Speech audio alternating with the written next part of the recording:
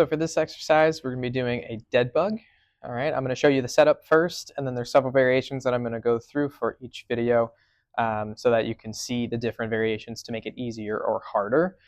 For this one, we're going to start with the easiest variation. Okay, so for the setup, you're going to be on your back.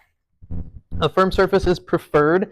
If you're somebody whose neck tends to be a little bit high, you're definitely going to want to put something under your pillow or something under your head like a pillow. If not, you can have your head just down on the floor. Okay.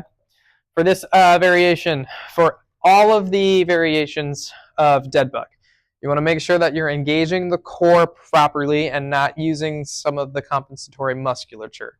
So in order to engage your core, you should already know how to do this, but just to recap, okay, you're going to find that muscle that turns on when you cough. So you're going to cough, and that muscle that sort of pushes out and turns on, braces, that's the one that you want to find. So if you need the cough to help find it, that's fine.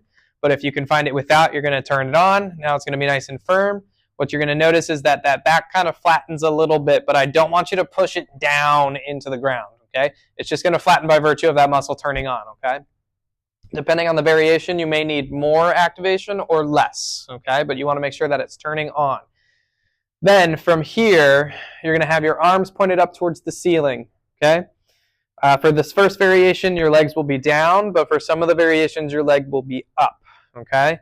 About 90-90 if your legs are up, about 90-90, but then your feet come down for the ones where your feet are down, okay?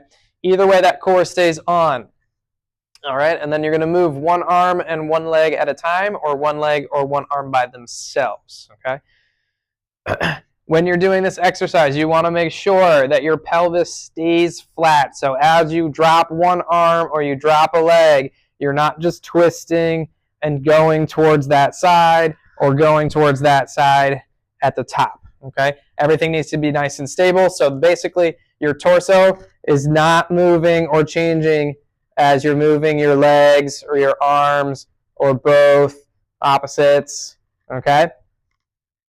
Fourth variation.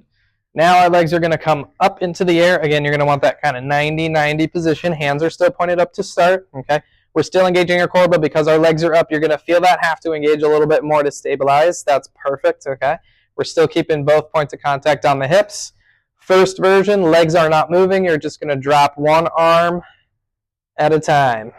Again, keeping that core on, not letting your body rock or twist towards that side. Keep it nice and solid.